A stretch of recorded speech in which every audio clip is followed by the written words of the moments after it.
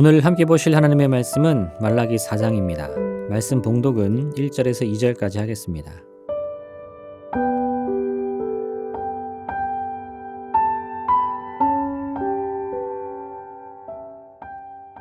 만군의 여호와가 이르노라. 보라, 용광로 불같은 날이 이르리니 교만한 자와 악을 행하는 자는 다 지푸라기 같을 것이라. 그 이르는 날에 그들을 살라 그 뿌리와 가지를 남기지 아니할 것이로되 내 이름을 경외하는 너희에게는 공의로운 해가 떠올라서 치료하는 광선을 비추리니 너희가 나가서 외양간에서 나온 송아지같이 뛰리라. 아멘.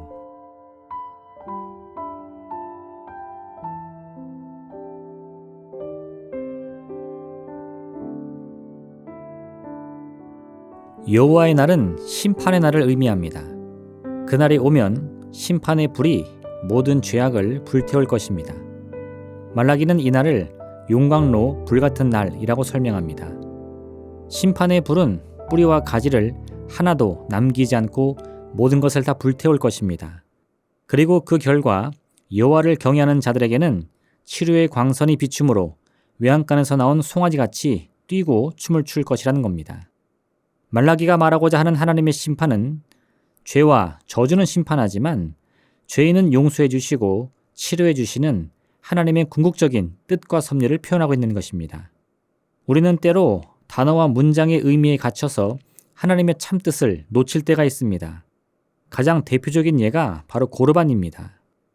고르반은 그 자체로 하나님께 드림이 되었다는 의미입니다. 즉 누군가 자신의 물건을 향해서 고르반이라고 외치면 그 물건은 하나님께 드린 것이 되므로 그 물건의 실질적인 주인은 자신이 아니라 하나님이라 선포하는 것입니다. 여기까지의 설명을 들으면 대부분은 이 고르반이 의미하는 바가 무엇인지 어느 정도 짐작을 할 수 있습니다. 그런데 예수님 당시 유대인들은 이 단어의 의미에 좀 더 집중합니다. 그리고 이런 결론에 도달합니다. 당시 유대인들은 모세율법에 따라서 연로하신 부모를 반드시 돌보아야 하는 책임이 있었습니다. 이런 책임 때문에 장성한 자녀는 자신이 가진 재산의 일부를 반드시 부모를 위해서 사용해야만 했습니다. 그런데 만약 누군가 경제적인 어려움을 겪어 가진 재산이 없을 경우에 그는 부모 공양의 의무를 면제받을 수 있었습니다. 그래서 어떤 사람들은 부모를 위해 자신의 재산을 사용하는 것을 거부하기 위해서 자신이 소유한 재산을 고르반이라고 선포했습니다.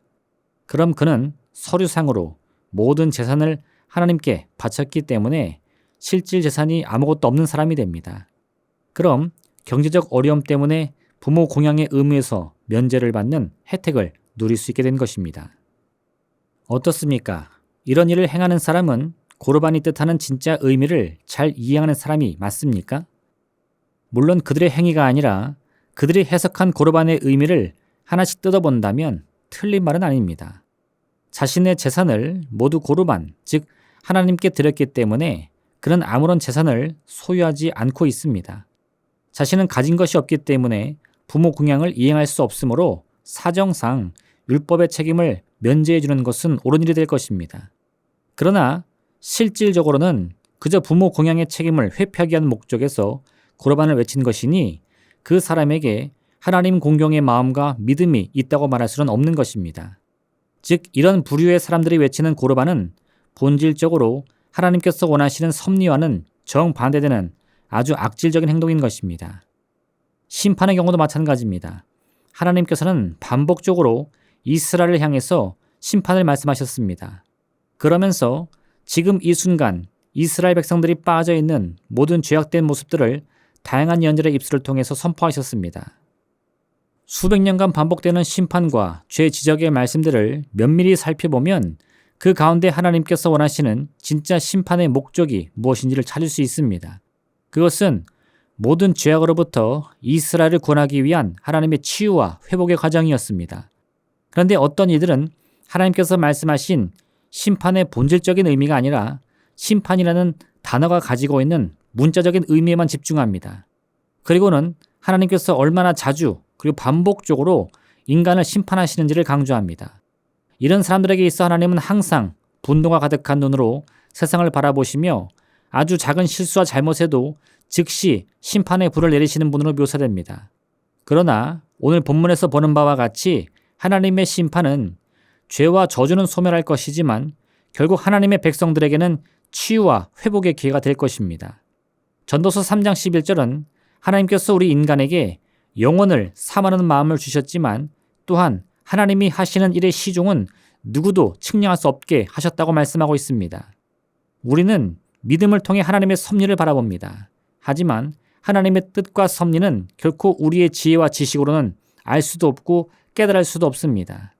그래서 하나님께서 우리에게 심판을 말씀하시면 우리의 마음과 생각은 당장 두려움과 낙심으로 가득하게 되지만 하나님께서는 이를 통해서 우리가 회복될 것이라 말씀하고 계신 것입니다.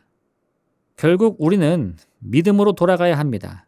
믿음이 없이는 하나님을 기쁘시게 할 수도 없고 하나님의 뜻을 알 수도 없습니다. 그분의 뜻을 알지 못하니 따를 수도 없는 것입니다.